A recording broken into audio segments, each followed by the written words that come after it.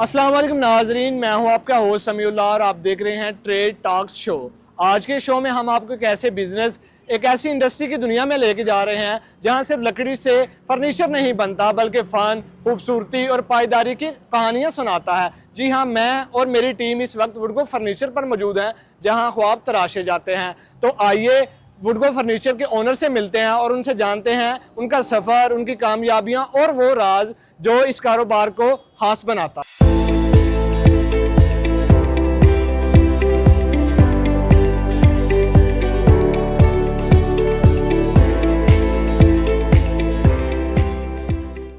जी अस्सलाम वालेकुम उमर भाई, क्या हाल चाल है? वालेकुम ठीक है, सलाम, अल्हम्दुलिल्लाह। आप सुनाएं? ठीक है। अल्हम्दुलिल्लाह। आपसे कुछ सवालात करते हैं और आपके इस बिज़नेस के बारे में कुछ जानते हैं। जी तो ज़रूर ज़रूर। हमें अपने इस बिज़नेस का थोड़ा सा ना सफ़र आगाज़ का कैसे किया उस हवाले से थोड़ा सा बताएं। ये जी बिज़नेस स्टार्ट किया था मेरे वालिद साहब ने जी। 1969 में। हम्म। तब उन्होंने एज अ स्टार्ट जब लिया था तो ये मेरे वालिद साहब हैंडीक्राफ्ट्स का काम करते थे, जी जी बिल्कुल। जो कह लें कि हाथ से बनी हुई चीज़ें होती थी। वहाँ से हमने स्टार्ट लिया था। तब वो था कि जब स्टार्ट लिया था तो सिर्फ़ और सिर्फ लोकल मार्केट में कुछ आइटम्स थी जो वालिद साहब बनाते थे। बाद में फिर कह लें कि एक हमें पार्टी मिल गई थी, हम्म। अल्हम्दुलिल्लाह वो जापान से थे। तो फिर उनके साथ हमने स्टार्ट किया एक्सपोर्ट करना, जी जी बिल्कुल। जो हमने तकरीबन 37 ईयर्स हमने जो उनकी प्रोडक्ट्स हैं वो एक्सपोर्ट की हैं। ये वाला जो डोमेस्टिक फ़र्नीचर का काम था ये भी फिर कुछ देर बाद ही हमने स्टार्ट कर लिया था। बिल्कुल। ये भी कह लें कि 80s में हमने ये स्टार्ट किया था। हम्म। उसके बाद फिर आहिस्ता आहिस्ता आहिस्ता आहिस्ता अब यहाँ तक पहुँच गए। अच्छा, जैसे कि मैं आपके वालिद साहब की हिस्ट्री देखी है कि वो माइग्रेट करके इंडिया से पाकिस्तान की तरफ आए। उन्होंने इस काम का आगाज़ कैसे किया? लाइक उनके जहन के अंदर इस काम का, इस बिज़नेस का या इस चीज़ का आइडिया कहाँ से आया और उन्होंने इस काम को कैसे सीखा, कहाँ देखिए, से? ये जो हैंडीक्राफ्ट्स का काम था ना, वो तो उन्होंने ज़ाहिर बात है जब वो इंडिया से पाकिस्तान बिल्कुल आए थे तो तब ये ज़्यादा आर्ट का ही काम होता था। बिल्कुल ये वाला आइडिया इसलिए आया इस वाले बिजनेस का कि जो आर्ट है ना, बिल्कुल वो ऐसे। बड़ा लिमिटेड आप काम कर सकते हैं। हम्म। उसमें आर्ट इन्वॉल्व है और आप कह लें कि बहुत कम प्रोडक्शन में बहुत आप काम रेयर ऐसे ही है। वो कर सकते हैं। आगे फैमिली को लेके चलना वो हम्म। उसके लिए वो बड़ा मुश्किल था। बिल्कुल। तो फिर इसलिए हम डोमेस्टिक फर्नीचर में आए क्योंकि इसकी यहाँ पे डिमांड भी रहती है, और इसमें कह लें कि थोड़ा सा स्कोप भी था हम्म। कि इसमें काम को आगे बढ़ाया जा सकता है। हैंडीक्राफ्ट्स में आप काम को इस तरह नहीं बढ़ा सकते क्योंकि वो सारा काम आपने हाथ से करना है, बिल्कुल। और हाथ से जो काम ज़्यादातर जो आर्ट है ना, हम्म। वो इस तरह आगे शिफ्ट नहीं होता क्योंकि लोग समझते हैं कि यार इसमें पैसे नहीं है, हम्म। इसमें टाइम टेकिंग है। तो इस वजह से हमने फिर ये वाला जो है ना डोमेस्टिक होम फर्निशिंग का ये किया। अच्छा, तो पहली ब्रांच या पहली फैक्ट्री कह लें वो गुजरांवाला के अंदर ही आपने डेवलप की? हाँ जी, गुजरांवाला के अंदर ही हमने जो काम स्टार्ट किया था ना मेरे वालिद साहब ने, बिल्कुल। वो अपने घर से किया था। और वो था देगांवाला बाज़ार में हमारा घर है, बिल्कुल गुजरांवाला। गली बंगालियाँ वाली। वहाँ से बिल्कुल। मेरे वाले साहब ने घर से ही काम स्टार्ट किया था। घर में ही बनाते थे, घर में ही पॉलिश करते थे, हम्म। और फिर अपनी बाइक पे लेके तो वो बिल्कुल। लाहौर तक जाते थे। वो छोटी-छोटी चीज़ें होती थी वो डिलीवर करने के लिए। ओके, ये मतलब हमने गुजरांवाला से ही स्टार्ट किया। बिल्कुल कुछ छोटे सेटअप से स्टार्ट किया और जी, आज जी। माशाल्लाह एक बहुत हाँ अच्छा जी, सेटअप है। अल्हम्दुलिल्लाह जी, अल्लाह का करम है जी, तो अल्लाह का इसके करम है। अलावा जो आपका अभी फर्नीचर है जो बाहर भी एक्सपोर्ट करने हैं? एक्सपोर्ट हमने माशाल्लाह काफ़ी किया है। जैसे मैंने आपको बताया ना 37 ईयर्स हमने जापान एक्सपोर्ट किया है, more than 20 years, around 20 years हमने हम्म। सिंगापुर किया है, और उसके बाद ताइवान में भी किया है। रिसेंटली हमने एक शिपमेंट भेजी है यूके में। जी। एक्सपोर्ट हमारी उस तरह की अब नहीं है, लेकिन माशाल्लाह हमने एक्सपोर्ट काम बहुत ज़्यादा एक्सपोर्ट की हुई है।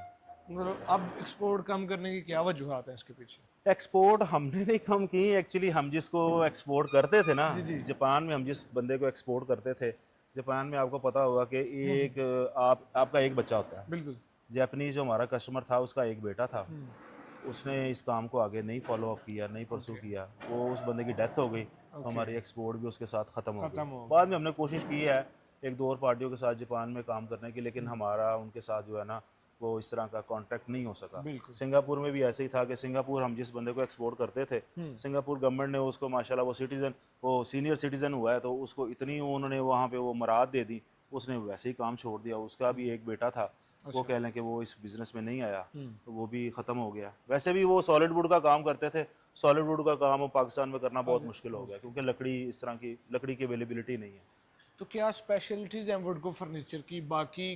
क्योंकि पाकिस्तान के अंदर बहुत सारे ब्रांड्स हैं, फर्नीचर बना भी रहे हैं, आपके कॉम्पिटिटर्स भी होंगे, आप उनसे मुख्तलिफ क्या काम कर रहे हैं?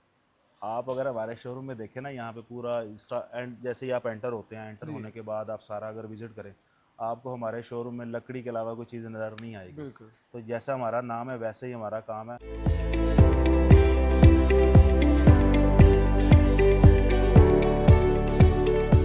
अच्छा, लकड़ी की किस्म आप बता रहे थे कि शीशम और जो जो चीज़ें इस्तेमाल, अगर कोई कस्टमर स्पेशल डिमांड कर रहा है आपसे कि हमें देयार की लकड़ी, क्योंकि बहुत पॉपुलर है और बहुत मजबूत लकड़ी मानी जाती है, तो वो क्या उसके अंदर आप फर्नीचर बनाते हैं? नहीं, नहीं देयार में बनाते? नहीं करते। देखें, देयार लकड़ी है बड़ी फेमस, इसमें कोई शक नहीं है, लेकिन फर्नीचर के पॉइंट ऑफ व्यू से ना वो इतनी अच्छी नहीं है। अगर आप देखें ना देयार को, बिल्कुल। तो देयार सॉफ्ट वुड कैटेगरी में आती बिल्कुल। है।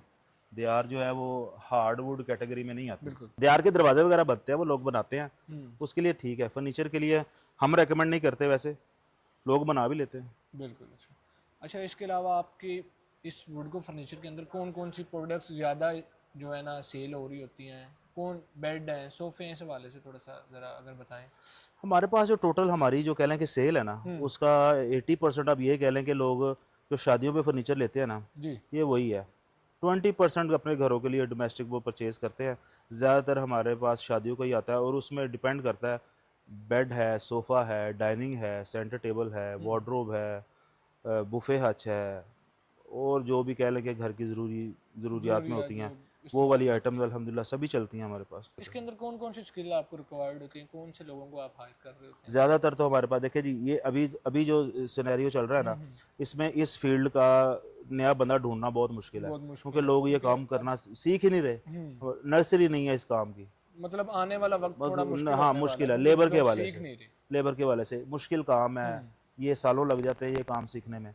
आजकल की जो जनरेशन है वो कहती है कि जनाब बस हम काम पे आएँ, और हमें पता चले कि जी हमारी इतनी तनख्वाह लग गई है। लग गई चाहे और हम काम चाहे स्किल्ड है, वो कह लें कि अनस्किल्ड बंदा भी यही सोचता है, क्योंकि लोगों के पास और बहुत ऑप्शन है मार्केट शॉर्टकट में। और मतलब इजी शॉर्टकट में, हाँ, इजी मनी शॉर्टकट में, हाँ, देखते हैं। शॉर्टकट में ठीक है। चाहिए। हमारे काम में हमें कह लें कि मसला ही सिर्फ लेबर का है, लेबर और का। किसी चीज़ का नहीं।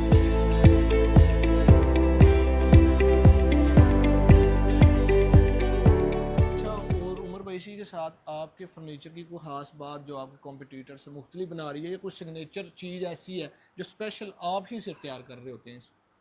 हमारे पास जो है ना, जो हमारा प्लस पॉइंट है सबसे बड़ा, हम्म। वो ये है कि हमारा जो पीछे जो फैक्ट्री है ना, जी। इसमें जो सीजनिंग का प्लांट है ना, जहाँ पे हम वुड को सीजन करते हैं, हम्म। वो अल्हम्दुलिल्लाह पूरे पंजाब में जिस तरह का हमारे पास है ना, वो किसी के पास भी नहीं है। बिल्कुल। और लकड़ी की जो अच्छी अच्छी लकड़ी की क्वालिटी यही है कि जितनी खुश्क लकड़ी होती है ना, उतना ही उसका फर्नीचर अच्छा बनता है। फर्नीचर बनने के बाद मसले मसाइल नहीं आते अगर आप खुश्क ड्राई वुड उसमें यूज़ करते हैं। अल्हम्दुलिल्लाह हमारे पास पीछे प्लांट है, आप देख भी सकते जी। हैं जी। कि उसमें लोग कमर्शियली भी लोग अपने घरों की लकड़ी जो है वो वहाँ से परचेज़ करते हैं, और उसके बाद हमारे पास भेज देते हैं। हम उसको सीज़न करके उनको वापस भेज देते हैं, वो फिर काबिल इस्तेमाल में आती है। बिल्कुल। गीली लकड़ी पे आप कुछ भी नहीं कर सकते। तो आपने हमें जो जैसे बताया था कि आपके वालिद साहब ने ये काम हैंडीक्राफ्ट से, कोई ऐसे पीस दिखा सकते हैं आपके पास को पड़े हुए हैं जो हाथ से तैयार किए गए हो? हाँ जी, ये एक तो वो सामने पड़ा हुआ जी। है, एक ये वाला पीस है। अब ये ये ज़रा। देख सकते हैं, ये सिंगल पीस है, जी। शीशम वुड में बना हुआ है। बिल्कुल। इसमें किसी किस्म का कोई जोड़ नहीं है, और ये कह लें कि ये टोटल हाथ का काम है। एक ही इसमें लकड़ी से तैयार एक ही हुआ है। पीस में बना हुआ है, और ये मेरे वालिद साहब ये चीज़ बनाते थे, बल्कि ये आपको पिक्चर भी मैं दिखा रहा हूँ। जी। ये मेरे वालिद साहब बैठे हुए हैं, ये यही ये काम ज़रा। कर रहे हैं। और ये देखें इनके हाथ में यही वाला जो है ना, ये पीस है। इसको बिल्कुल। ये, और ये ठीक है। हमारे कह लें कि घर का जो कह लें कि जो होता है ना एंट्रेंस जो है, छोटी सी बिल्कुल। जगह है, जी। जी। ये वहाँ पे बैठ के मेरे वालिद साहब ये बना बिल्कुल। रहे हैं। ठीक है। तो मेरे ख्याल से अब तो ये हैंड का जो काम है वो अब नहीं हो रहा, आपकी फैक्ट्री में भी है, ये बड़ा नहीं, मुश्किल ये आर्ट का काम है ज़रा। मैंने आपको पहले बताया ना कि लोग ये काम करना नहीं चाहते, क्योंकि ये काम ऐसा है कि इसमें वो आपको उतनी अर्निंग नहीं मिल सकती। इसकी वैल्यू यहाँ पे अब नहीं रही। ये बहुत लेंथी प्रोसेस है, इसमें कह लें कि बहुत टाइम लगता है, और उतनी कह लें कि उजरत नहीं मिलती बिल्कुल। जिससे वो आजकल जो लोग हैं ना वो अपना गुजारा कर सकें। ये आर्ट था, ये आर्ट ही रहेगा, और ये मेरे ख्याल से अब कह लें कि नापैद हो गया, पाकिस्तान में कोई भी नहीं कर अब नहीं रहा। बन रहा। तो अब आने वाले वक्त में आप इस बिज़नेस को 5 साल में या 10 साल में मज़ीद कहाँ पे देख रहे हैं? बाहर एक्सपोर्ट दोबारा स्टार्ट कर रहे हैं, मज़ीद शहर से बाहर जाना चाह रहे हैं, मुल्क से बाहर कोई आउटलेट्स, कोई ब्रांचेस बनाने की सोच रहे हैं? देखिए अभी शहर से बाहर का तो इंशाल्लाह हमारा प्लान है कि किसी दूसरे शहर में जो है ना वो वुड को कि हम शोरूम एक स्टार्ट करेंगे। एक्सपोर्ट का भी हमारा अल्हम्दुलिल्लाह अब ये है कि हमारी एक पार्टी है हमें मिली है यूके की, रिसेंटली हमने उसको एक कंटेनर डिस्पैच किया, सेकंड हमारा कंटेनर गया, अभी थर्ड कंटेनर की तैयारी हम इंशाल्लाह शुरू होने लगी है। तो इंशाल्लाह आगे से आगे इंशाल्लाह अभी फर्स्ट पहला जो स्टेप है ना वो एक्सपोर्ट का ही है, उसके बाद इंशाल्लाह किसी दूसरे शहर में शोरूम हम जरूर स्टार्ट करेंगे। तो गवर्नमेंट या इस तरह की कोई आपको फैसिलिटीज़ दे रही है इस बिज़नेस के अंदर, कोई लाइसेंसिंग वगैरह, या बाहर एक्सपोर्ट कर रहे होते हैं आप माल को, तो उसके अंदर कितनी मुश्किलात आप देख रहे होते हैं, चेकिंग वगैरह की, जैसे बाहर मुल्क जा रहा होता है ये, हाँ उसमें वो क्या तो मसले वो तो हैं? देखें हमारी प्रोडक्ट ऐसी है कि ये ग्रीन चैनल के थ्रू जा ही नहीं सकती।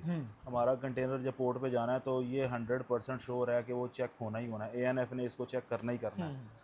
बाकी और कोई मुश्किलात है सच तो सिर्फ हमें जो जिस चीज़ की मुश्किल है वो लेबर ही है, बिल्कुल लेबर का ही मसला है, बाकी तो अल्हम्दुलिल्लाह कोई ऐसा मसला नहीं है। बल्कि जो एक्सपोर्ट करते हैं आपको पता होगा उनको रिफंड हो जाता है जो सेल्स फिर टैक्स होता लेबर है। ही कह देंगे तो काम सीख लें फिर तो आपके पास डिमांड काफ़ी है, इसका मतलब लेबर आपको चाहिए इस स्किल्ड काम के लिए, स्किल्ड लेबर चाहिए। स्किल्ड बंदा कोई भी हो ना, हर फील्ड में उसकी डिमांड हमेशा रही है। तो आप फिर ट्रेनिंग दे दें थोड़ी थोड़ी साथ उनको। ट्रेनिंग यहाँ पे एक इदारा है टेफ्टा के नाम से, स्मॉल इंडस्ट्री स्टेट में, हाँ, वहाँ पे उन्होंने बाकायदा 6 महीने का एक प्रोग्राम स्टार्ट किया था कारपेंट्री के लिए। बल्कि वो आपको ये कहते थे कि आप हमारे पास आएँ, वो उनको स्कॉलरशिप पे लेके आ रहे थे कि उनको पे भी कर रहे थे, लेकिन अनफॉर्चुनेटली उन्होंने कह लें कि 2-3 महीने के लिए वहाँ पे कैंप लगाई रखा है, कोई ख़ास तादाद में उनके पास लड़के नहीं आए इस काम को सीखने के लिए, क्योंकि ये काम अब जो है ना आने वाली जनरेशन जो है ना वो स्किल्ड हाथ मेरे ख्याल से मुश्किल है, वो इस तरह का काम नहीं करेगी, कोई और फील्ड में चली जाएगी जो शॉर्ट हो जिसमें आपको जल्दी अर्निंग स्टार्ट हो जाए, इस ये काम ज़रा मुश्किल है। बिल्कुल।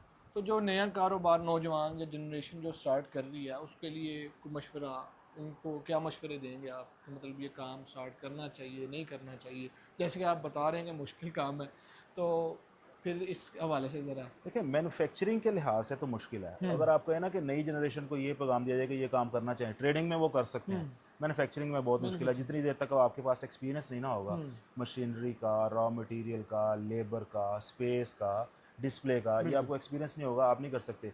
ट्रेडिंग अगर आप करना चाहें तो बेस्ट है, ट्रेडिंग में कोई मसला नहीं है। थर्ड यानी कि आप चीज़ें आउटसोर्स करें और अपना एक डिस्प्ले बनाएं और उसको सेल करें, वो आप कर सकते हैं।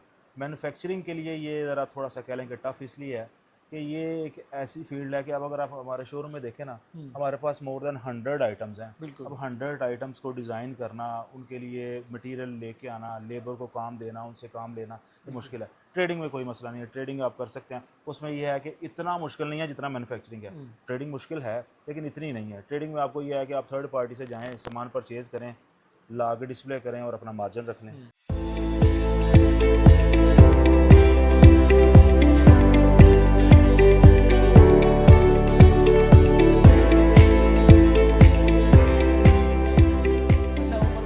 के अलावा आपको किन मुश्किलात का सामना करना पड़ा आगाज़ से लेकर, जब से आपने इस बिज़नेस के अंदर इन किया है और अभी तक आप किन मुश्किलात को फेस कर रहे हैं? देखिए डिपेंड करता है कि आप किस तरह का मतलब कि किस प्रोसेस से गुजर रहे हैं।